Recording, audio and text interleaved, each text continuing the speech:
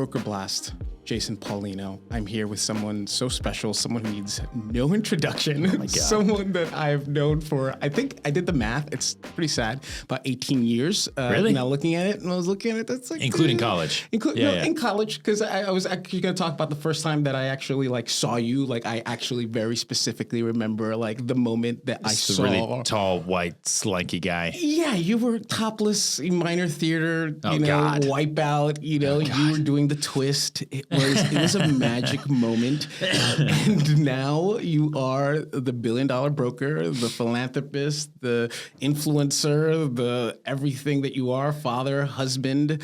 Am I missing anything? What parts, what roles am I missing here? I don't know, dude. I don't know. I don't know how much of a philanthropist I am.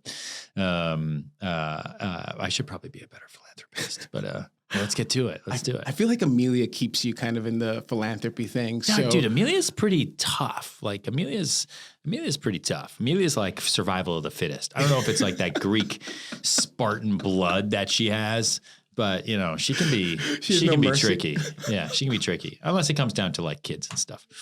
Well, then she cares and she knows what's going on. Yeah. So my first question is, besides all this other stuff, when is your sneaker deal coming out? When are you dropping your sneakers? When the kick's coming out? My sneaker deal? Yeah, I feel like that's the only thing that's missing in your life right now. Like I feel like you haven't signed anything yet. I can make like orthopedics for realtors, maybe. Yeah. Like, hey, showing too many houses, wear the Serhant slicks or something. What about Serhant sneakers? Oh, maybe just like Serhant.sneakers. We could do that.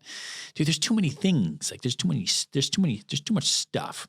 I don't know. I see a lot of people do things like that and they create all these things that like, unless they're real, like it's like real and they're looking to change something, then they just sort of fizzle out. It's a waste of time. It does seem like a waste of time, but I do feel like you need a shoe deal. Like I feel like that's just like the next step in the Ryan Serhant Shoes. Legacy. Like, yeah, I thought maybe it was going to be like a line of suits, right? Because I wear suits all the time and no one wears suits anymore. And so for those people who still buy suits, or like a line of, I looked into once doing like a line of ties, and it's just tough, man. It just wasn't like, I got too many other like. I own one of those ties, by the way. You gave it to me a long time ago. Oh, maybe. Oh, you did those like those prototypes. Maybe that was a long time ago. Yeah, like that was a quick thing. And I was thinking maybe like workout, and it's just, dude, it's hard. That's just hard stuff. Like apparel is just hard unless it's just sort of like print fly merch that's branded, right? So that's why like we have like the Serhant clothing, right? We have some of it in our storefront up here in Soho. We have people can buy it, and they still do a little bit every day. It's just random all over the world, but like we don't push it. I see it. It's so funny. Like even getting in here, we have the QR code. Like it's a very like I love how structured the house of Serhant is. The Serhant house is just like they're like, where's your QR code? I'm like, I know him. I swear. Let me in, please. Well, I'm glad to hear it. I feel like everything you touch kind of turns into gold. I know I had to keep the cards. It's so much. And I was just talking about like, you hear that statement all the time. There's a lot to unpack here. There's a lot to unpack here. I feel like that is such an understatement when it comes to like our relationship. Very lucky to, be able to converse with you here. But again, I've known you for almost 18 years. You were a sophomore in college when I first saw you. I was a football player, and the football players didn't do the theater thing. Like we stayed away, but there was that kid, Sam Bowlby. Do you remember Sam Bowlby? Yeah, dude, Sam Bowlby. I did Wipeout with him that first show, and he was huge. He was huge. And that is how I met you. He was like Cy-U, right? Was he hockey? And football. He was a nose tackle, and he joined the military. He's probably killing people like overseas right now. And really, he joined the military? Oh yeah, he's like a Marine officer. Like no, he went straight into the military and to the Marines, and he was a hockey player, and he was a D. Like his shoulder used to pop out, and he looked like Frankenstein. He tried to pop it back in. Oh God! And no, I remember the first time. You came out on stage, and it was not saying it was majestic. It was just like you, but like with the abs and the board shorts. And I already knew. I was like, look at this man. He's already like a majestic white fish. You were with the abs. I was like a red snapper. So then you decided to do theater. You got into it, right? Very late. And so that's was this? So when you first saw me, was that when you came back to school? Exactly. So you had taken a year off. I'd taken a year off. And right, so because of your friend. Exactly. And I had never seen theater. I didn't think it was a cool thing, but then I saw all these like football players doing it, and then you were the guy, and I don't know if you realized that at the time, but like Hamilton Theater, you were Hamilton Theater. Like, Well, there was like 7 of us, so it was kind of easy to be the guy. It was pretty small. There was more than 7, but I feel like you were still kind of like in your own echelon. Like, like as far as, I don't think you didn't, it was so long ago, but like, I feel like if you don't know that version of Ryan, I think it's really hard to understand the version you are now, because I feel like, I'm just an extension of that kid. Like, I'm still on stage. Exactly. Right, doing my little dances. Exactly. And now Cara Bellini Sharp, she passed away. And it's one of those things that theater professor. Our theater professor, who you love so much, and she brought out so many like crazy things out of us, and so funny that you brought her up first, because she definitely was on my list. Bellini Sharp. There were so many. Mark Cryer. Your first class together was Advanced Shakespeare. Yeah, with Mark. Mark Cryer. Yeah. And you did this excellent like Hamlet. Like, I'll never forget. Like, you had this little. You'll never remember what I tell you. Like, this little piece of paper. You're just very focused. Like, there were just times where you would just like, you were one of those people who just like your mind would shut off. Like, when the lights came on, you just like went into character. And I didn't know any other actors who were like that. I think I do that now. Yeah, no. I turn the lights off and then I go into character to get people to buy apartments. It's basically the same thing. And you've done it, and like you're like every theater geek's like wildest dream. My God. No, think about it. Most theater students, they're like, what are we gonna do with this? Art, everyone, I remember even you, it's like your parents were heckling you, like, what are you gonna do with this? Where are you gonna take this? What are you wanna be an actor? You wanna go do, like no one could understand it. And I think that it just took like your mind to kind of put it all together. And most people go off and they'll go to law school or they'll just go get regular jobs, right? But I think it's a really, really important integral training for anybody who goes into not even just sales, man, but like who goes into life, to be in tune with your own emotions and to know like, oh, what makes me angry? What makes me happy? How do I actually emote? How do I connect with people? How do I listen to respond instead of listening to reply? How do I say yes and like all that stuff? I think is really important to becoming a full human. Yeah. In sales all day, every day. But you're the one who taught me how to do real estate. So didn't you do real estate for the first time when you did rentals the year in between school? Yeah. 2005, before, I left Hamilton 2006, and that's when we reconnected. Right after you got out of school, you needed an apartment. I remember you working, but no, I had been doing it the year before. I was working the same place I work now at downtown, 90 John Street, NYLS. Now they're Keller Williams too. Andrew Ziff, who's like the godfather who taught me. Yes. My sister has her own company. You got your own company. Everyone kind of went off and like did their own thing. But like, I remember you guys in my apartment at 38 West 31st Street, just like coming in, and Ziff would walk in. You guys would walk in with suits.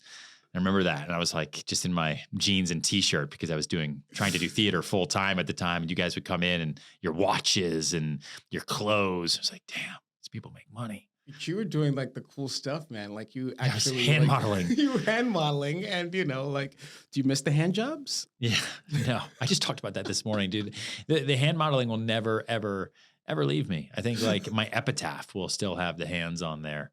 You do have beautiful hands, Ryan. I mean, dude, it paid my rent. That's all I cared about. I was like, what can I do that pays my rent, even if it's a little weird and a little goofy? It was like $1,500 a day, and it was like the most money like ever at that time. Yeah, it was crazy. Like, what, a day? They're gonna pay $1,500 just like put your hands up, and you're like, yes, I'm that. Yeah, I will do that. I'm that guy. You were that guy. So I mean, it's been a long time. So my question to you, Ryan Serhant, are you still having fun? Am I still having fun? Yeah. Are you enjoying this? Yeah, I think, obviously. I think I have fun in different ways now, right? There's different challenges. There's different types of deals that I have fun doing. Like, it's not as fun to do a $2 million sale anymore as it used to be. Now it's just a commodity. Like, you're just moving through and it's a volume-based business. But, listing something that I never thought I could list and selling it, getting a deal done that's, either a huge commission or is a huge deal, or taking over a really cool project. Like, I try to keep it as interesting as possible, but I'm far more interested now in building business, right? And having fun with the brand and building and growing, and because there's no book, there's no rule book, there's no guidelines. I look at everything I've read. And all I focus on the last couple of years is like reading about other entrepreneurs and what they've built. And everything is different. Every story is different. They're all different. So there's no guidelines for me. So I'm just sort of, it's kind of feels like I'm winging it every day, but it's also like, as long as I keep the structure that I know, then everything will hopefully work out in the end, Yeah, even if the world falls apart. I feel like you're getting ahead. I feel like you're in my mind. Sometimes I'm like, okay, he's like 3 steps ahead of me. But no, I mean, you have built something that I think people don't even like fully understand yet. And I think it's you just have like really hit on the head. It's like more than anything, the team that you've built here, the whole place. Like even walking in today, I was like, this is all Ryan's. This is Serhant, you know, and it's like Yeah. weird just how long I've known you and like It is to be in weird. here and it's like your assistants are like, I was asking for Kelly. She's like, I don't know, you know, like it was just like there's so many of them. It was like he has so many different parts that it's amazing. And I mean, you should be commended. And I mean, I know that sometimes you have to kind of take a step back, and especially as we get older, and you know, like I actually remember. Do you remember the first time you told me that you made your first $1 million? You know that you told me that like you were in Tribeca on Reed Street, and I forgot you were just trying to motivate me. Like something had happened. And you were like, you know what? I made my first $1 million this year, and I was Really? there like, yes.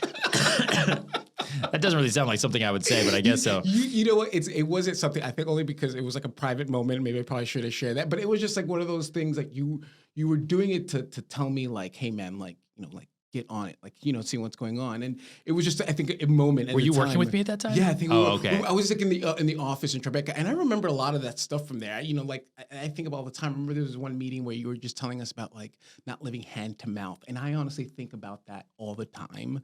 You know, as a real estate agent, like you were Yeah. just like, you know, you have to find a way to get yourself out of that cycle. Yes. But yes, no, I was working for you in that office. It was a great time. I learned a lot. Throwback. You know, it was a throwback moment. You know, You and so Nick, best friends. that I'm not even going to say his name because he was a special gentleman. I'm glad that he served a purpose for a while, but I feel like that story it played itself for what I thought he was exactly who I thought he was. So I feel very you know like This podcast is full of like just inside innuendos. No one's going to understand what we're talking about the entire time. Understand what's going on, but trust me, you know that guy was weird.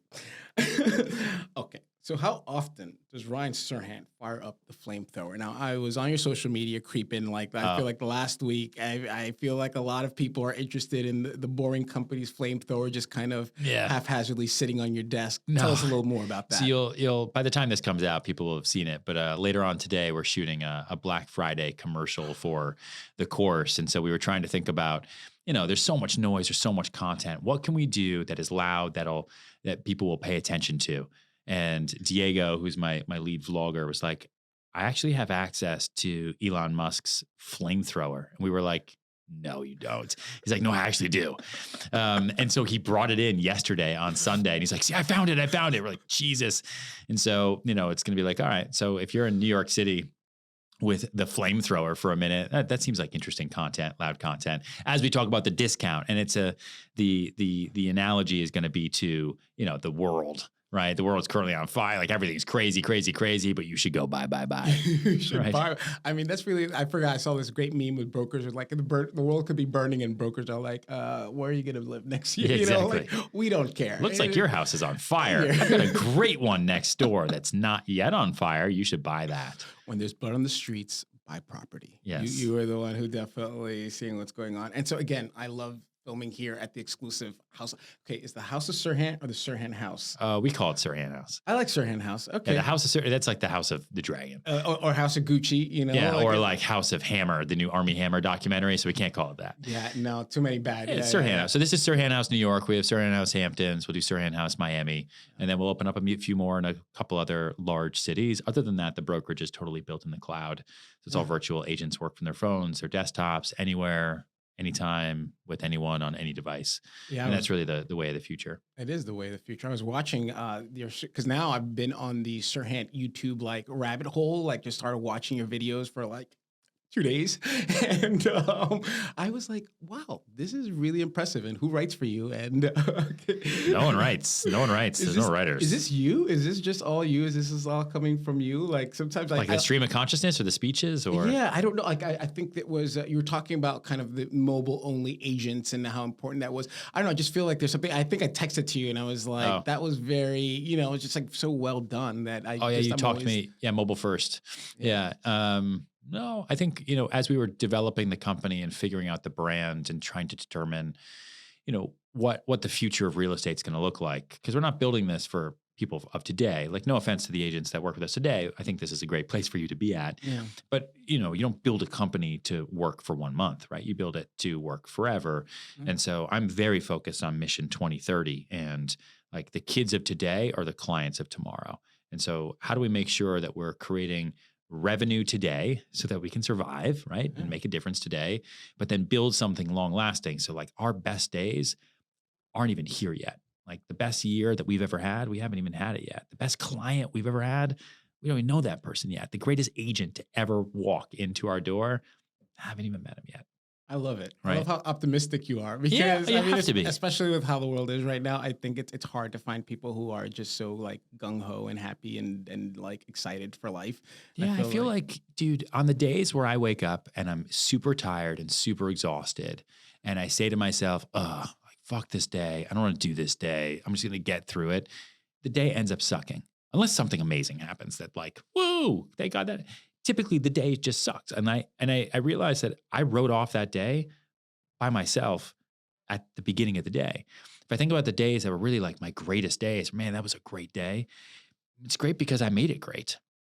I've had bad days and we've done huge deals those days, and it's still a shitty day, or I still feel sick, or I'm tired, or whatever the feeling is. Yeah. And then I've had, great days where we lose deals, but I'm like, dude, we got a lot of cool stuff done over here. We're over here. And that's like a great day. So it's really just the power of choice. And I think once I realized that, everything really then changed for me, because I decided, I can do whatever I want, however I want, whenever I want, and no one can stop me. And that's priceless. Yeah, I know, just make the choice, Yeah, no, you've done a great job. And, looking in from outside in, sometimes I'm always just like in awe of everything you do.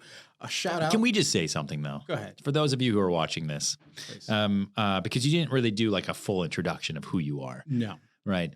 Jason Paulino, we met in college, and we became friends there. Kind of theater rivals a little bit. He did a great senior presentation where he was just super jacked and did push-ups. I'll never forget that. I was like, wow, that's a ballsy show. It was great. And then when we moved to New York City, we moved at the same time, lived in different places. But my grandfather had died, and so left me like 20 grand. And on that 20 grand, I did 2 $10,000 CDs, right? So I could take out, and so they would just sit there and you wouldn't lose it. And so off of that, plus some of the construction money that I had from summers and stuff, I was able to live in New York City without having to get a job. And so that I could, pay my $1,000 a month in rent with my 2 roommates at 66 and First, while trying to do the theater and acting thing. And then I supplemented income with my hand modeling and the soap opera a little bit, but everything else was like free, but it was really, really tough. But you went right into real estate. And I remember when I would see you either at a mutual friend's place or whatnot, you would have like I said, you had like a suit on, and you would talk so fast, and you'd walk down the street and you're like, real estate, this is how it works. Da, da, da, da, da, da. I was like, dude, that just sounds so ridiculous. It was like the most out there thing ever. And then in 2008, it was finally like, what am I going to do? Soap opera died. Am I just going to do hand model? Like, do I go back to school? Like, what do I do? I was trying to figure out what to do. And it was the early 2008. And Jason was like, I'm starting my own company. What was it called? Oh, I can't even. LP Properties. LP Properties. We'll go there. Yeah. Started his own company, got his own office. He had me go get my license. He was like, listen, rent an apartment a month. If it's a $4,000 a month apartment, you can make $2,000. That pays all your bills. Go and do whatever you want the rest of the time. And you were the one who told me that you're like, dude, theater acting, it's the same thing as sales. You're just going to meet people. You're going to improv. You're going to talk to them on the street, talk to them about everything but real estate. And eventually they're going to pick one anyway. So they're just going to do it with you. And they're just going to run around. If they like cars, I'm going to talk about cars. If they like sports, I'm going to talk to them about sports. If they want to talk about finance, I'm going to pick up a paper and learn about finance. I didn't build the apartment, so it's easy. Well, I didn't build this. So I'm just going to walk here with you and, be pleasant. I was like, what? Is that a job? So anyway, then I finally get my license, and it's the summer of 2008, and I go to work with Jason, and then his company doesn't really work out, right? Yeah, it was some bad people that you had linked up with, and you're like, screw it, let's just go back to the company where you were at previously. And so you and I went back there. It was early September. Lehman Brothers files for bankruptcy. I remember like doing ads and stuff in the mornings, and then we would go to Equinox at 63rd and Lex and like go work out, right? And I was like, what do I do the rest of it? I guess I go home now. I don't know what to do. Meeting random clients, doing OP rental deals in Koreatown, like that whole thing. And then Jason left, leaves me by myself and moves to California to work for Legendary Pictures. And you sat in front of that building and waited for Thomas Tull to show up till you eventually got in and wanted to be a screenwriter. And I was by myself in New York City. Like, now I'm a real estate agent. I'm like, what do I do now? But you were doing so well. No, not then. Not then. Not then, but it was like we were in different cycles. I think it took me about 2 years to convince you. We graduated college in 06. 08 is when you like finally started working. But I had my license in 2005. So for me, it was like I wanted to get away. New York was like your adventure. California was for me like, and think about this, right? We were in our 20s. I was like 26 years old, maybe 25. And I thought I was over the hill. Like if I don't leave right now, my life is over. I'm going to be stuck here selling apartments. And it's funny because you were the one who, motivated me to get back into like art and like writing and, because we were theater students. We just swapped. We just swapped. And I just like, I'm going to move to California. You're like, you know what? I'm a real estate agent now. And then, a few years later, I'm in California and like season 1 of $1 Million Listing is coming on. And I'm just like on the TV, like, oh my God. I remember coming to California and like finding you in Venice Beach, like with some weird roommate. You had like a little room and mattress was on the floor and you were just reading and writing and you'd like grown out this beard. And I was like, dude, are you okay? Maybe you should come back to New York. Maybe, I don't know if LA is like the best place, man. I think this place, I think LA is tougher on people than New York City is. Absolutely. And, it was at the time you just wanted to kind of get away. And like I said, there was a lot of things going on in my life and business but I learned a lot, but yes, it was definitely like writing that, my 500-page novel. You sit down, like that was what I wanted to do, but chosen and revolt, but the thing is that, you have to sit there and just, enjoy solitude, and I don't think that, especially as a real estate agent, people don't know why I kind of just sit by myself sometimes and just, I think that just takes a certain mind that can be by themselves and thrive. And so it was a different thing. It was a different time. And thank you. I do remember you coming to visit and then even that picture of you when you had the first, it was like the first season and you're doing all the Bravo celebrity things. It was just like a special time, but I learned a lot. And who could have predicted you? Like my whole point is like, hindsight's 2020. And obviously, it's funny. I always remember this as I left to California to get in a cab. As you're closing, you were the person who put me in the cab to like JFK. Yeah, because you left out of Duane Street, our friend's loft. Our friend's loft. And the last thing you said to me was, don't go. I mean, it was like one of those prophetic things. Like as you close the door, it's just like, don't go. Close the door. But I still shut the door. Yeah, you shut the door. No, you let me go. You knew I was gonna go anyway. But you were pretty upset. Like, remember this? This was like one of those times. You left me. Yeah, you were this is like a notebook moment. I wrote you a letter every day. And stuff, old Gmails, you were like, come back, we'll start a team, PS, it was all this random things. Dude, I also remember, when we were working together, the desks, we were like the bench seating, right? I was at one desk, you were on the other side. And I was there and I was like, I've never done this before. It wasn't that it was exciting. It was just, I'd never done it before. So let's do it. Could I actually make money posting ads on Craigslist and meeting strangers and I don't have to create anything? And the look of disgust on your face, because it was like, it seemed like probably like a step back for you to like just go right back to posting ads and meeting people and posting ads and meeting people. You're like, I just can't do this. We were two different points and you were just getting started and I was just kind of. You were also coming out of the market you learned in was so different. Like when you went off to California and then I had to sit there, like I didn't know how to do loans. Like, did you ever have to do loans for people? I try to refer them to the right people, which I think is a different we had to, dude, those early days, 2009, 10, 11, even 12, like to get deals done during the recession, the Great Recession, like you had to know how to do loans. You had to understand mortgage paperwork. You had to know the people. You had to like we were doing seller financing, like all this stuff that I'm sure if I was an agent in like the boom years of the early thousands, like I would have been like, ugh, I don't want to do this. Like the world just changed. Like people aren't buying homes on the internet anymore. It was different. 2005, 2006, it was all like these like pre-construction, like Chavot was like the king of town. And so he just did all this great marketing, and I remember doing all these deals at all his buildings, like multi-million-dollar deals. I just thought it was so easy. He made it so easy. And it was just like people were like buying 2 at a time. I remember having a client who just bought 2 apartments and was like, oh, here, had like 20 Pine or one of those, right? Those took a long time. You lived there for a long time. I remember you living there, and I sold maybe 4 or 5 of those. This was years ago, but it was just so easy. You just walked in, and it was what it was. Again, it was just about people wanted the investment.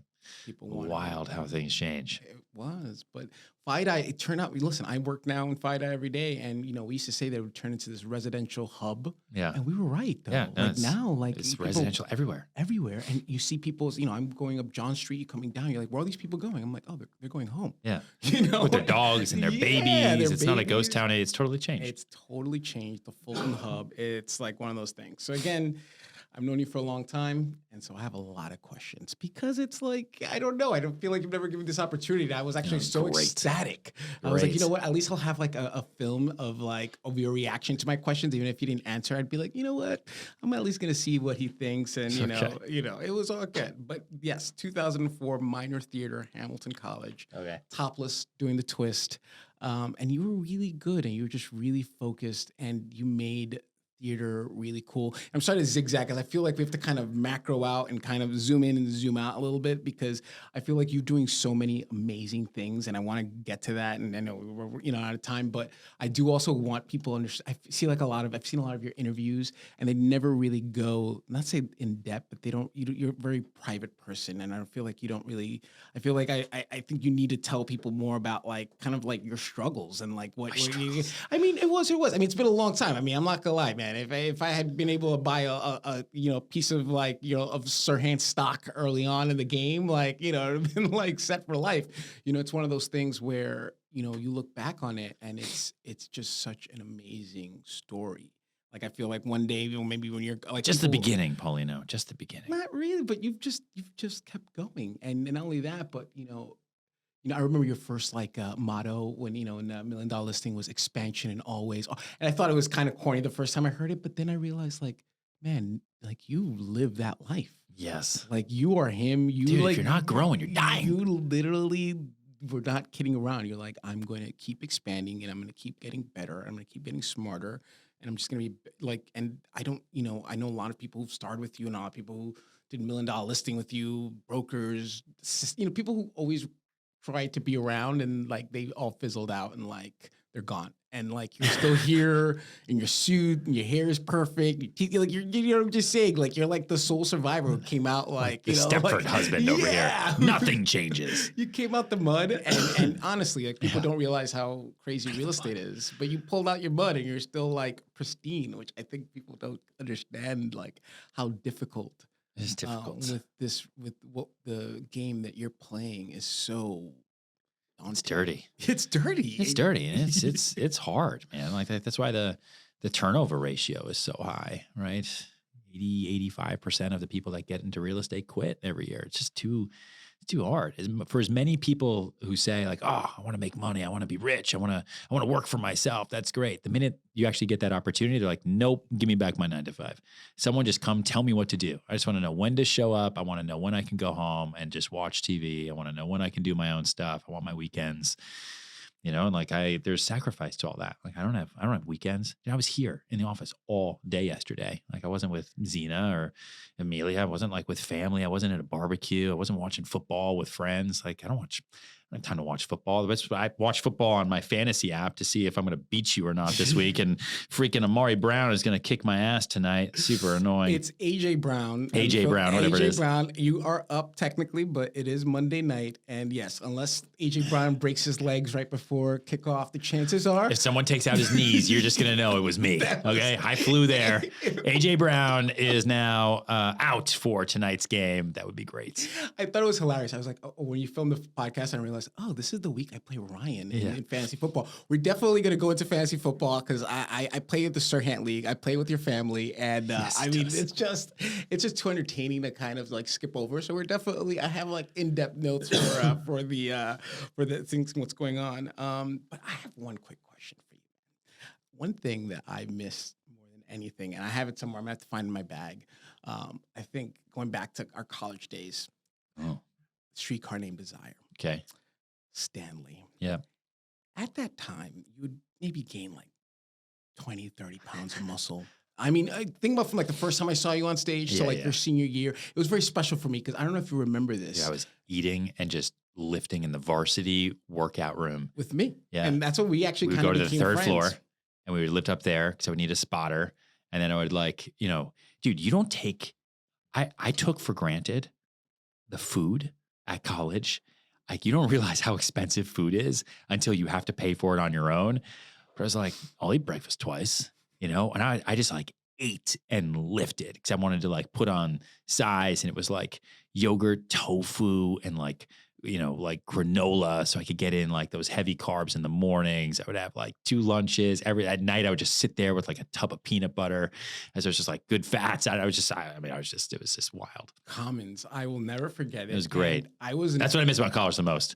Everyone else, like whatever, I would take Commons every day. Just the food hall where it was good food and it's, you know, free for us, which is great. You're right by North. So I remember that. And like, you know, you were kind of just, you know, your own plane. You just kind of like walked around, you did what you had to do. But like, that particular Streetcar Named Desire was your senior year.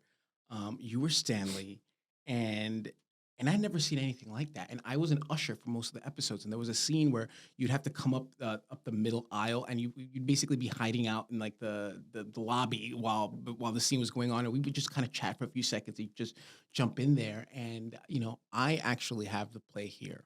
And I want to know if Stanley still lives inside of Ryan Serhant. You were never more dangerous than you were at that time. And I have it in my book here, right here. I have a scene. Get it. I auditioned with you. Yeah. And for one, because I had just done the main stage, the episode, the fall semester, and I had no idea what I was getting into. They were like, "Oh, read this line."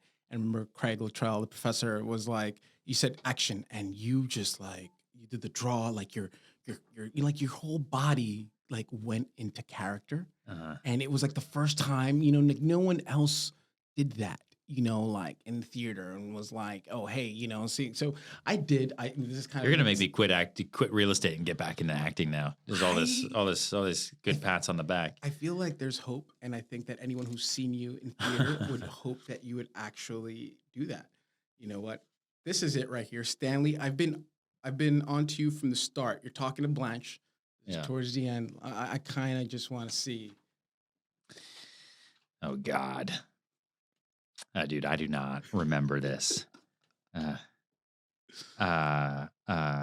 It's better than Stella. I didn't make you do Stella though. Yeah, I thought you were maybe do Stella because I think that's what I did when I was running down the aisle there. I remember you cornering her. The reason I picked the scene because I remember you cornering Blanche. I forgot what the student's name who played her. Yeah, so he's drunk in this scene. Oh, he's drunk. Stanley Kowalski's drunk in the most. Is this from like the show, or did you just have this? No, this is that's just the actual play. Oh, okay, you didn't keep this from Hamilton. No, God, no. I have a lot of theater stuff. Yeah. No, I can't do the accent anymore. But it's So he's drunk, right? Blanche flies to the other side of the table, and Stanley says, "I've been on to you from the start. Not once did you pull any wool over this boy's eyes." I can't even do this anymore. You come in here and sprinkle the place with powder and spray perfume. It was like how did I used to say perfume? Perfume. I can't even. This is so long ago. Perfume. And cover the light bulb with a paper lantern. And lo and behold, the place is turned into Egypt, and you are queen of the Nile, sitting on your throne and swilling down my liquor. I say, ha, ha. Do you hear me? Ha ha! And then he rapes her. So, like, that's like the play. You didn't have to cut to the. You know, I didn't really know that until I saw the actual play. I was like, oh wow, this is way darker than I thought it was. Dude, it's what it is. It's about being with a wife beating guy, right? And it's about marital abuse. And then he rapes his sister-in-law, you know? No. And it's just like, I don't think I'm going to go through that right now. No. Yeah. But then then it gets bad, right? But then the wife has to take him back because what else is she going to do? And so it's, from the poor South. I mean, it's a great Tennessee Williams, great writer, it's nuts. You know, you did such a great job. And I just remember you were like dangerous. Like, it was like the most like kind of like the leather More dangerous jackets. than Reapers? Well, Reapers, you had the beard and the whole thing, but I think it was the weight and the whole thing. Like Reapers, I remember the Reaper's beard. You had like, I hope you can bring out some pictures of the Reaper's beard, because that was something that has never been. But I feel like as Stanley, you were like dangerous. There was something about your draw. There was something about your demeanor. You also had put on all that extra weight and muscle.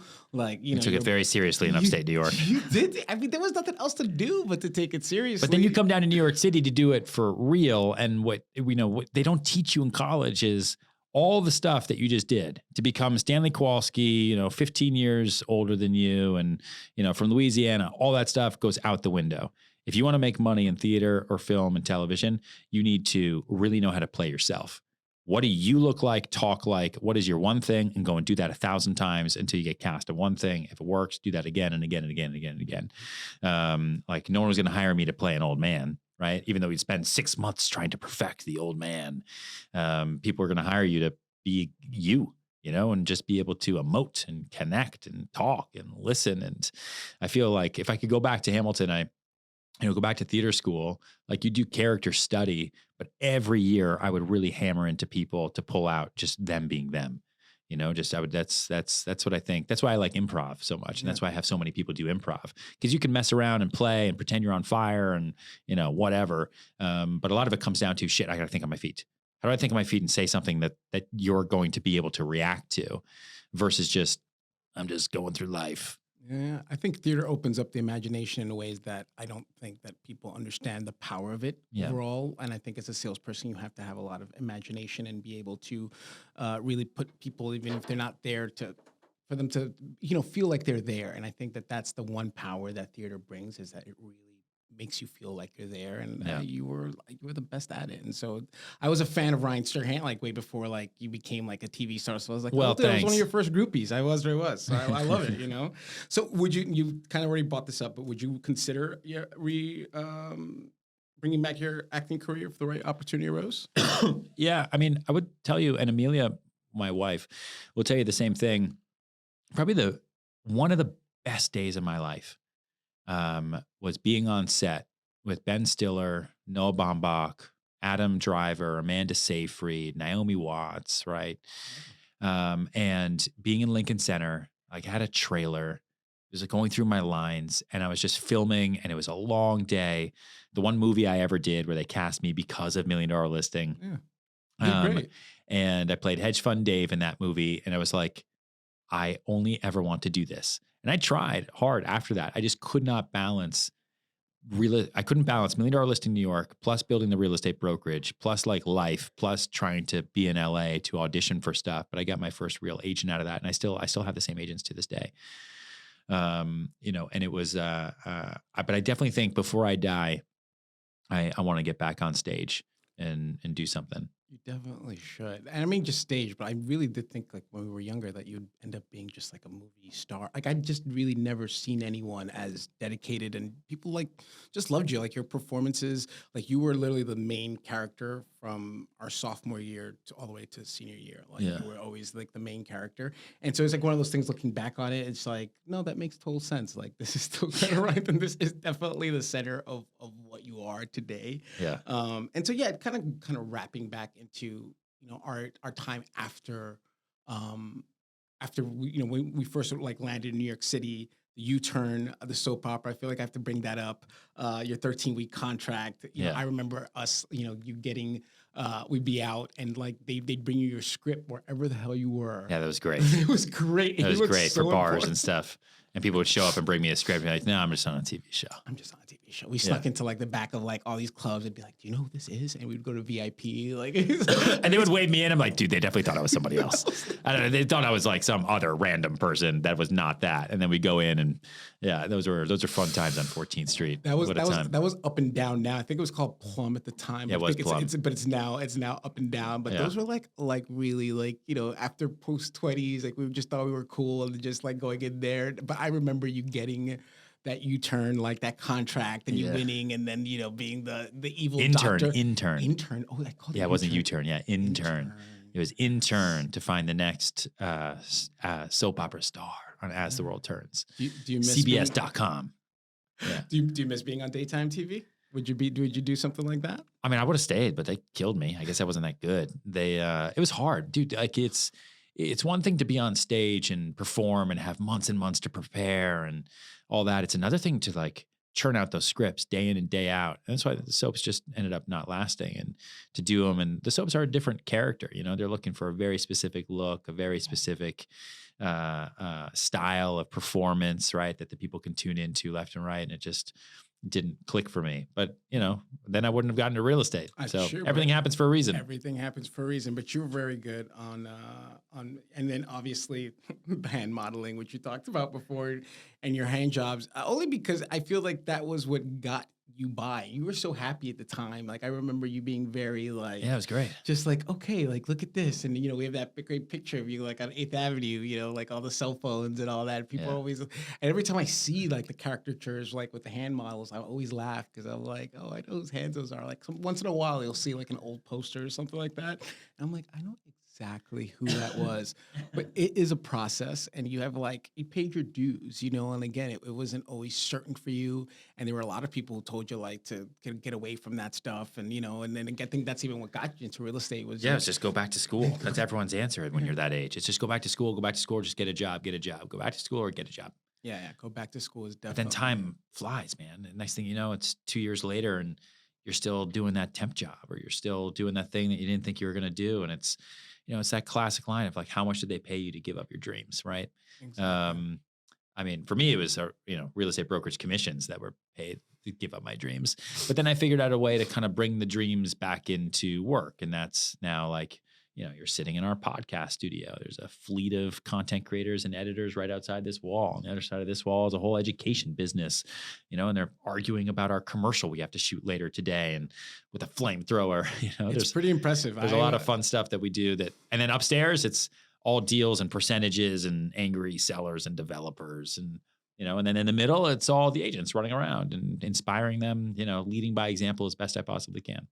You've done this in layers, and I think you've done a really good job of just kind of, and also managing people's expectations. I think with the different layers of things that you do, I think you're very good at compartmentalizing things, and you got this huge space but you really use every corner of it. I was shocked could come downstairs and like just see like 20 people working downstairs. I'm thinking like there's no one here. And then all of a sudden I look and I'm like, no, they're all down here. They're like, well, this isn't just the basement. We call it the lower level. The lower level. Yeah, okay, it's not a basement. This is not a storage room that we turned into a podcast room. This is the lower level podcast studio.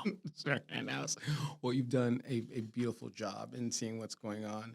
But in the last decade, I don't really think that there's been anyone more influential in real estate, in all of it, in marketing and sales and all of it than you. Would you agree with that? I don't, I guess maybe in brokerage, like, I don't think that, there's developers who actually change skylines, and there's a lot of developers who've really changed and influenced the way things get built, in cities all over the world, right? In New York, we obviously, know who those players are, whether it's the Xtels or the Relateds or the JDSs of the world. Who build at mass scale and just change the way the city looks, right? The Maclos. For me, I don't know, there's no ceiling to working for yourself. And I don't know, I just see myself as a little kid in a lot of future real estate agents and salespeople. And I think that I just try to push forward as best I can, because if I win, then maybe they'll see that they can win too. And that's why I speak to all these salespeople all over the world, and show them that there is like a lot that they can do, especially in times like now, right? It's an amazing time to disrupt, and it's an amazing time to branch out. And you don't have to do one thing; you can do 4 things or 5 things, right? As long as you do them well. That's basically the American dream now. You definitely need multiple streams of income, multiple streams of I think you don't have to be pigeonholed anymore as one thing anymore. Yeah. But I definitely think that you've made it cool to just do different things in real estate. I don't think there's anyone who has disrupted real estate more than you, and no one who pisses off other brokers as much as you do. Huh. So I mean, you're obviously doing something right, and so I think that's what's important because like the people who have to compete against you, they're constantly like they're always upset about dealing with you, and I'm like, that means that you're doing something right. But I think they like me deep down in their hearts. But listen, it's ABB, right? Always be branding. ABB. That's just gave this talk at Columbia this morning. That's what I had on slide 1, which is just ABB. Always be branding. Because if you're building brand, then you're growing business. And if you're building brand, then you're creating clients, and those clients will turn into sales. And I think ABB comes before ABC. Okay. Is that what keeps you motivated? I mean, what like keeps you motivated at this point? I mean, you've done a lot. Just building. I just like to build. I mean, what keeps me motivated is how big can I make this? Like how great can I make this? Like what is this? Like I think back to like 5 years ago, and 5 years ago, I thought like, it was 2017. 5 years ago, 2017, the Serhant team sold more real estate in New York than any real estate team had ever sold, right? At just about like 900 million that year. So we were like number 1 in the Wall Street Journal. Like, we had all these accolades, and I was like, that's it. I looked at like my peers. My peers are, real estate teams who are just much older than me. I'm like, all right, I did it. And then I looked at CEOs of brokerages. I'm like, is that really the next step? And I'm not those people. I'm not like a CEO who just sits there and thinks about cutting costs all day. Like, I don't want to do that. But now here I am 5 years later, right? Running a company, but it's not just a brokerage here. So I get excited about, like, I know I'm too busy to fail, right? I'm way too busy to fail. If we're borderline failure even today, I'm so busy, I won't even know. Like Natalie, our CFO, she won't even be able to find me to tell me that things are on fire. And by the time she does find me, we will have figured out a way to get out of it, right? So as long as I stay too busy to fail, I'm just excited about like, what is this? What am I doing in 5 years from now? Like if I think today is crazy, this company and everything, like what is crazy 5 years now in the future? I just think I don't know, that motivates me. I work for that guy. I will be that guy pretty soon. Too busy to fail is absolutely epic slogan to live your life by the way. And who do you admire the most? I mean, is there like a person that you look up to or like business person that really keeps you motivated? I admire a lot of my clients, right? I admire a lot of my clients who like they make significant amounts of money. Like, I have clients who are multi-billionaires who've figured things out, but for the most part, and I think maybe this is because we're based in New York and not on the West Coast, the most successful clients I have all have one thing in common, and it's that they are very good at math. Like that's the one thing. If I could go back in time, man, oh man, I would have just like forced myself to be better at math. And they can just use it. Like we're dealing with a client right now, man, who's like, he went to MIT for math for fun and graduated number 1 in his class. Like that is just a brain that I don't have. So we've had to figure out different ways. You don't have the Goodwill Hunting brain. You got to figure it out some other way. Right. And don't be Ben Affleck. So you got to like figure out another way to make yours and to become successful and just chug through whatever that is. You just got to lean into it and not wait on anybody. It's not your fault. It's not your fault. You see, that's one of my favorite movies, Goodwill Hunting. He's just crying. Yeah, it's just, but hey, you're right. I think it definitely takes a certain mindset. It definitely takes someone, like that's a very specific thing. And I can imagine in business, there's nothing that you can kind of, substitute that. Yeah. So what has $1 Million Listing meant to you? I mean, like $1 Million Listing gave me a career. I mean, before $1 Million Listing happened, we were doing sales. It was fine, but it was massive for me. Like in hindsight, it was massive. At the time, day by day, a significant amount of work, a lot of risk, a lot of stress, really, really tough. But it was a metaphorical shotgun to the head that said like, hey, listen, there's tens and tens and tens and tens of thousands of agents who would want your place. So you either make something of this or forever just live in regret. Right. And so I didn't want to throw it away. So I just milked it for all it was worth. You did. And it was a huge amount of exposure. And I wanted to go as hard as I possibly could. Right. And everything became a game, right? It's like learn the system, use the system, change the system to your benefit, and like you do that in school so you can get the best grades, even if you're not the smartest person in class. So in this system, it's like, okay, I'm going to learn the producers. I want to make sure that I'm the best on the relationship with them. And I saw my other cast members who were like really tough with the producers because they came at it from such a point of like ego. And I think it hurt them in the long run. I mean, I know it did. So for me, like that's, I think why I did 3 spinoff shows and, we did it for 10 years and went on and on and on. And you were in, a lot of it and nearly fought Luis Ortiz in Greece and it was a whole thing. Oh my God. That's definitely one of the topics I wanted to bring up, We'll save that for podcast number 2. We'll do a return. We will say part 2, like a TikTok part 2. You always got to swipe for the part 2. They never give it to you in part 1. It's too much. It's true. We have to build up anticipation. $1 million listing, just to cap that off. I'm incredibly, incredibly thankful for that opportunity. And it played a massive role in my life. It was one third of my life, right? In terms of like, at the end of the day, a little less than that, but almost 1/3 of my life, 1/3 of, and then almost, 90% of my working career. Like there's, cameras only went down at the end of 2021. So it's only really just been a year since I haven't had like the Bravo cameras everywhere. And, we're working on new stuff now and pushing things out. And so we'll see what happens.